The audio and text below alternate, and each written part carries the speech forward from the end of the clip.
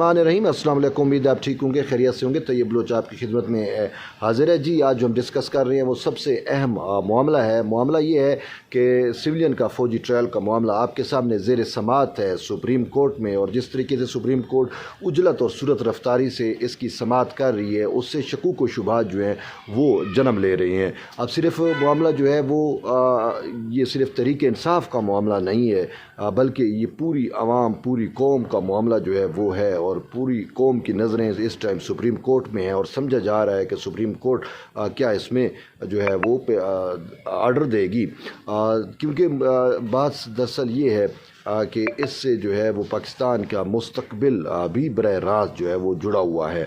और फिर जिस तरीके से ये समाअत की जा रही है, इस समाअत ने भी शकूक व शुबहात को ज़्यादा जन्म दिया है। अब शकूक व शुबहात क्यों ना हूँ कि जिस तरीके से पहले आपने देखा कि 9 रुकनी लार्जर बेंच बना। जब ये 9 रुकनी लार्जर बेंच बना तो इस बेंच में जो 2 सीनियर तरीन जज थे उन्होंने इनकार कर दिया। सिर्फ इनकार नहीं किया, यानी कि मुकदमा सुनने से इनकार नहीं किया, बेंच में बैठने से इनकार किया। और बेंच में बैठने से क्यों इनकार किया?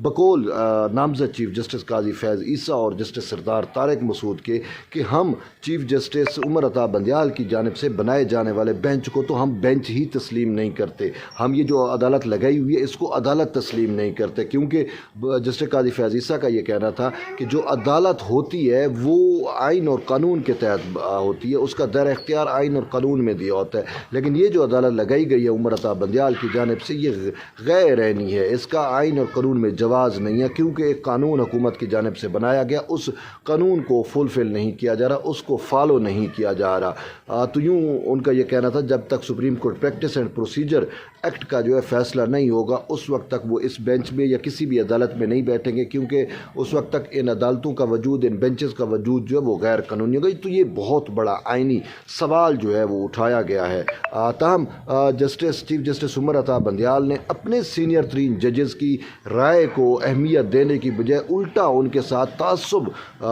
तअस्सुबाना रवैया इख्तियार किया। इवन जस्टिस काजी फैज़ ईसा का जो इस बेंच की तश्कील से मुतल्लिक नोट था उसको भी वेबसाइट से उड़ा दिया वेबसाइट से, यानी कि हटवा दिया।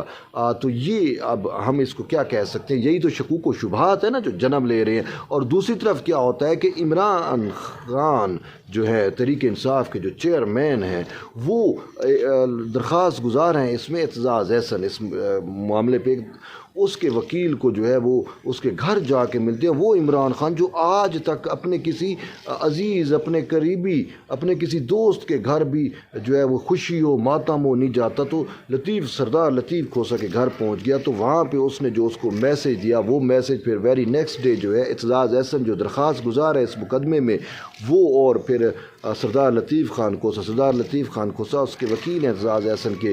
तो यूँ ये दोनों चीफ जस्टिस को इन चैम्बर में जाके मिलते हैं। और मैं अक्सर ये आपको बतला रहा हूँ कि यार मुझे समझ नहीं आती, और ये चीज़ें वाकई इसी सुप्रीम कोर्ट में अगर कोई दरख्वास्त गुजार अप्रोच करता है मुतल्लिक़ किसी भी जज को जिसके पास केस लगा तो उसके ऊपर लाखों रुपए जुर्माना भी हो जाता है और कैदें भी हो जाती है।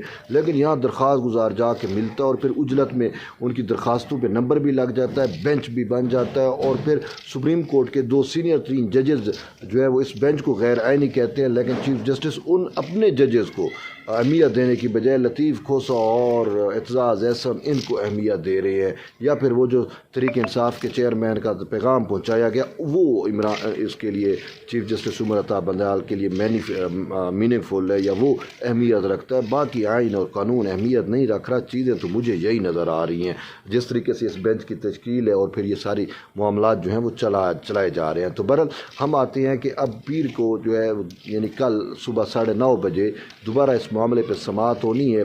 और इसमें अहम डेवलपमेंट ये है कि इसमें जो फ्रीकैन है वज़ीर आज़म की जानिब से जो है वो एक फ़रोग नसीम को वकील किया गया है, इसी तरीके से इरफान कादिर को भी इंगेज किया गया है, और फिर जो है अपना शाह खावर को भी इंगेज किया गया है। तो एक वजारत दाखिला को रिप्रेजेंट करेंगे और एक जो है वो वजारत दिफा को रिप्रेजेंट करेंगे। यूँ 3 नए वकील भी हायर किए गए और इस मामले पर 2 नई दरखास्तें आई थी, वो भी प्रॉक्सी पिटीशंस हैं। उन प्रॉक्सी पिटीशंस को भी समाअत के लिए जो है वो लगाया गया है। तो यूँ 6 टोटल दरखास्तें हो गई हैं। अब देखना यह है कि इस पर फ़ैसला क्या आता है। देखें ये फ़ैसला जो है वो पाकिस्तान के मुस्तकबिल का न सिर्फ तयन करेगा बल्कि फ़ौजी मिलिट्री का जो ट्रायल है, जो मिलिट्री कोर्ट्स के अंदर जो ट्रायल चलता है, उसकी भी नई सिमत का जो है वो तयन करेगा। लेकिन हमें देखना ये है कि अगर सुप्रीम कोर्ट जो है मुमकिन तौर पर, अल्लाह ना करे ऐसा हो, लेकिन हम वो चीज़ें उसको एनालाइज़ कर रहे हैं कि हो अगर सुप्रीम कोर्ट जो है वो आर्मी एक्ट को कलअदम करार दे देती है, या उसकी कुछ शिकों को जो है वो गैर आइनी करार देती है, या आइन कह देती है कि ये आइन से मुतसादिम है, तो फिर क्या होगा? इमरान खान, तहरीक इंसाफ, सानिया 9 मई के ज़िम्मेदारान को तो भूल जाएँ, इसको तो फ़िलहाल छोड़ें, लेकिन उसका इफ़ेक्ट क्या होगा कि कुलभूषण यादव जैसे शख्स को जो है वो भी रिहाई मिल जाएगी। और फिर सिर्फ यहाँ पे नहीं बल्कि बैनुल-अक़वामी अगर आप अदालत में जाएंगे तो बैनुल-अक़वामी अदालत में कुलभूषण वाला मामला आपके सामने गया था, तो उस टाइम बैनुल-अक़वामी अदालत ने पाकिस्तान की मिलिट्री कोर्ट्स को, मिलिट्री ट्रायल को और आर्मी एक्ट को जो है वो अपहोल्ड किया गया था। उन्होंने कहा ठीक है, आप कुलभूषण यादव का अपने मिलिट्री तरीक़ेकार के मुताबिक जो है उसका ट्रायल करें, लेकिन इसको अपील का हक़ दें।